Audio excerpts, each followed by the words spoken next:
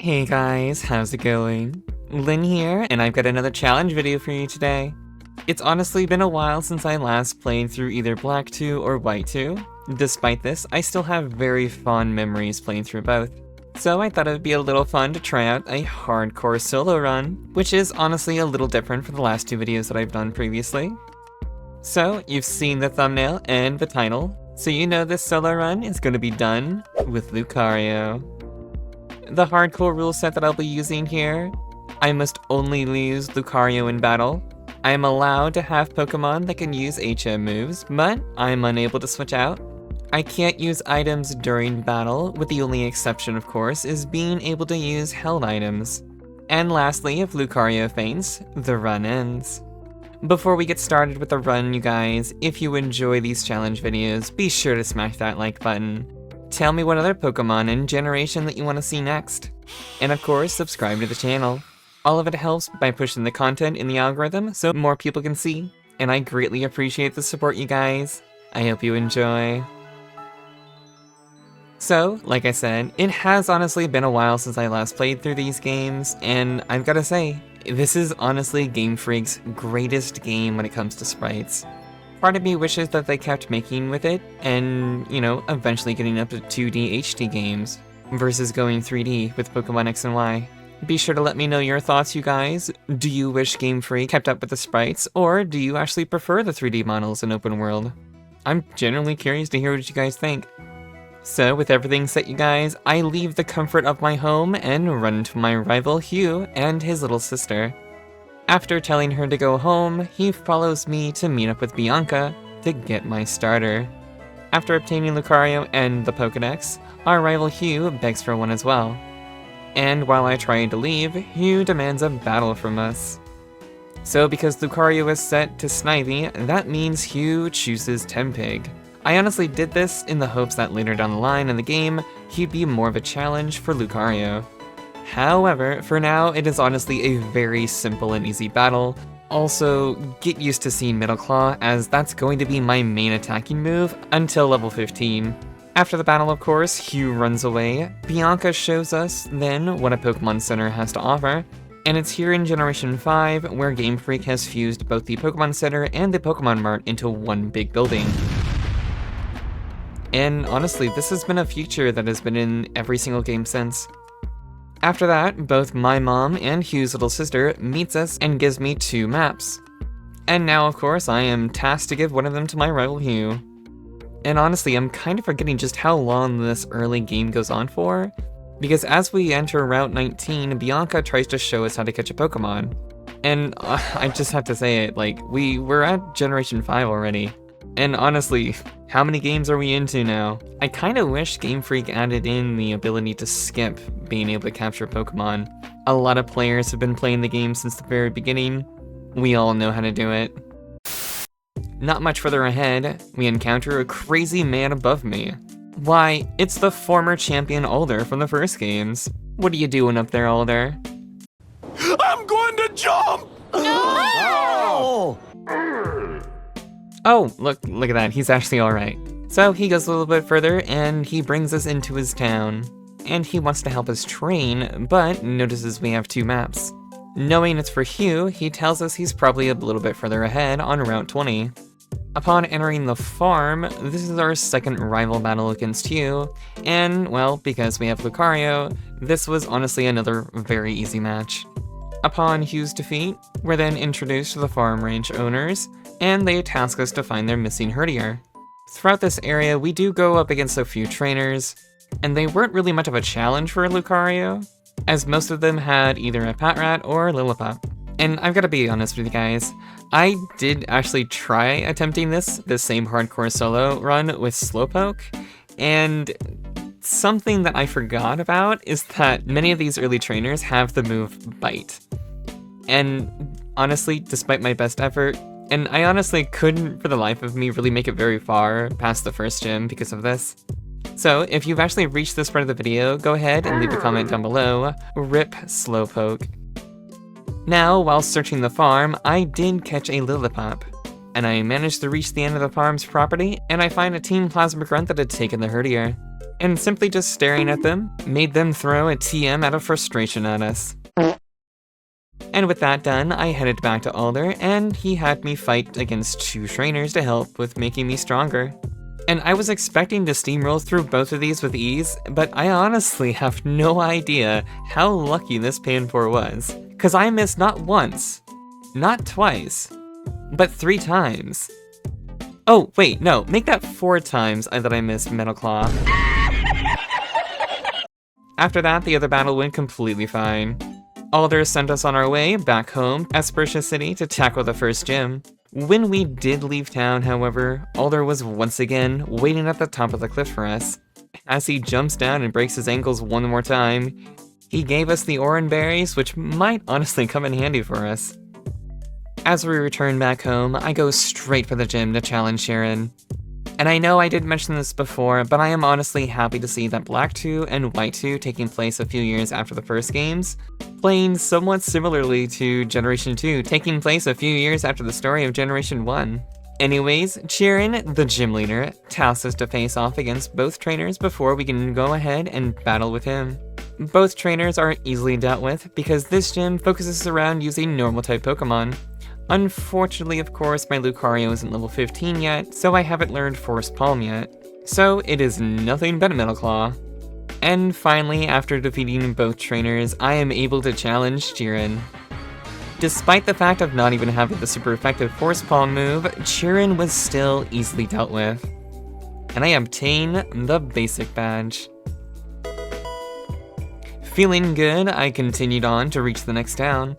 As I was making my way through Route 19, I fought against the hiker previously blocking the path.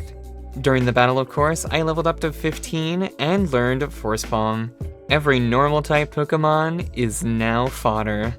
I continued on in the route and obtained both Sewaddle and Pidove for potential HM users.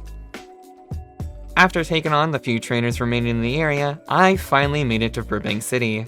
Upon entering Verbank City, we do see Roxy and the ship captain, her father, having an argument about Poke Studios and becoming a star, apparently. Her father leaves in the hopes of making his dreams come true, while Roxy gets frustrated and she leaves to go to the gym. After all of that, there really isn't much to do, so I just decided to go ahead and tackle the second gym. Because Lucario is part Steel type, this Poison Gym can't really do anything to us. And so of course, after taking on both the trainers in this gym, can I show you guys something? I know I've mentioned this before.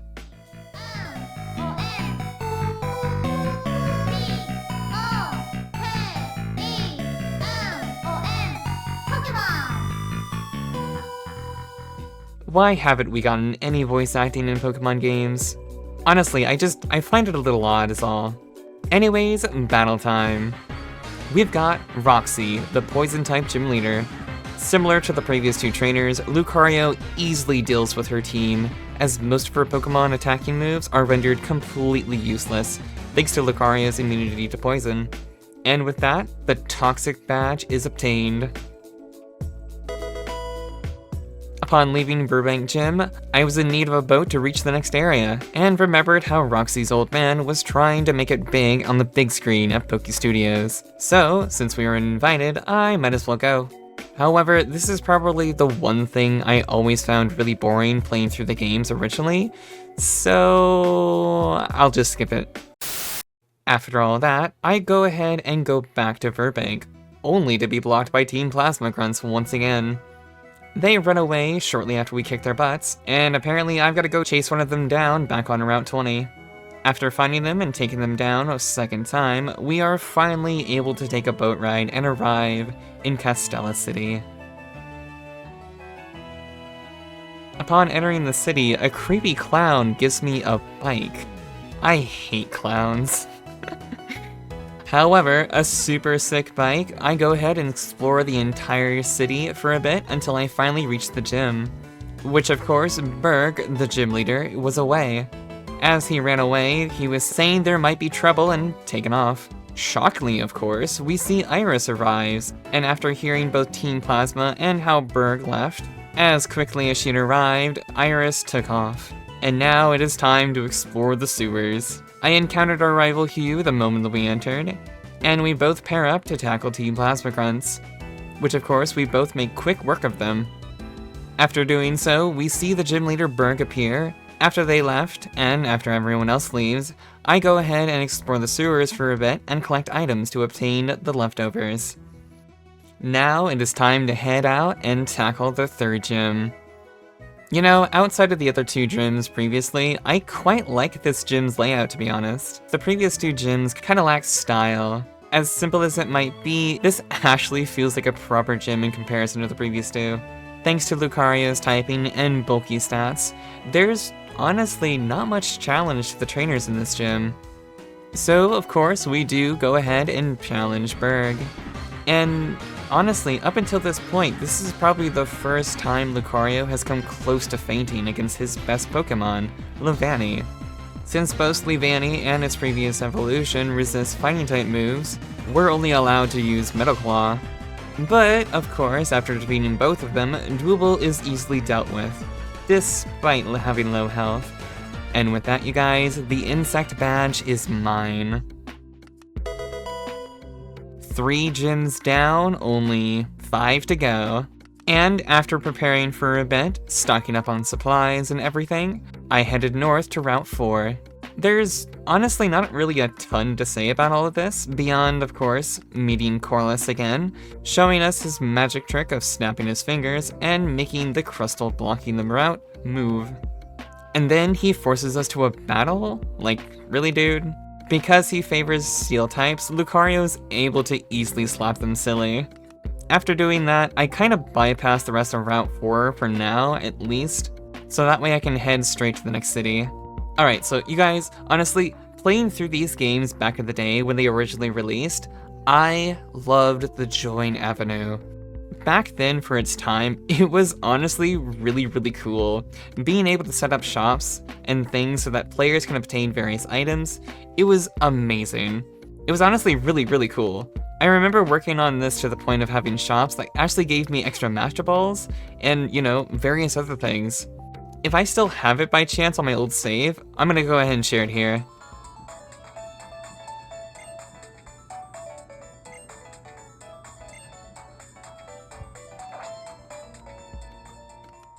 Beyond that, it's not really much of a thing that I'm going to be worrying about, at least not for now. So I go ahead and talk to everyone that I need to, and I press on. Welcome to Nimbasa City. Upon entering, it doesn't take long until I see another trainer standing in front of 2 train conductors. The other trainer tells me that these 2 are the battle subway bosses, and he has a special opportunity to face against them, only of course if he has another person with him, and tells me that their name is Nate.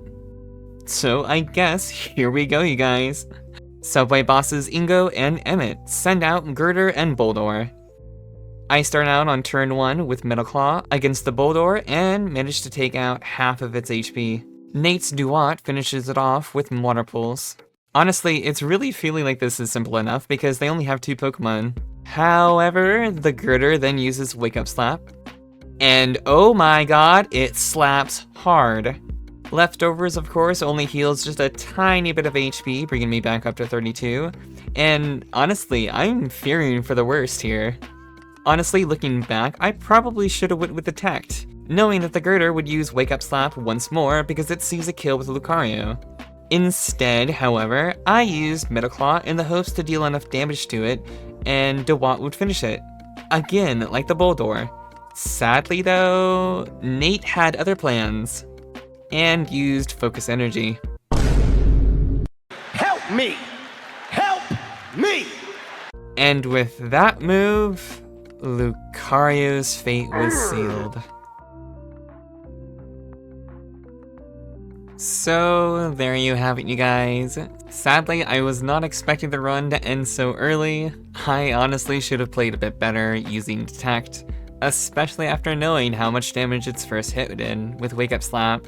Oh well, live and learn as they say. I do hope you guys enjoyed this little challenge video. If you did, of course, be sure to smash that like button, subscribe to the channel if you're new and you enjoy the content. If you guys want to see another Pokemon, be sure to share it down in the comment section, including which generation of Pokemon games you want to see. I really like doing these from time to time. They're honestly a lot of fun, and I'll be sure to do better next time. With that all said, I hope you all have a wonderful day, and I'll see you in the next one. Later.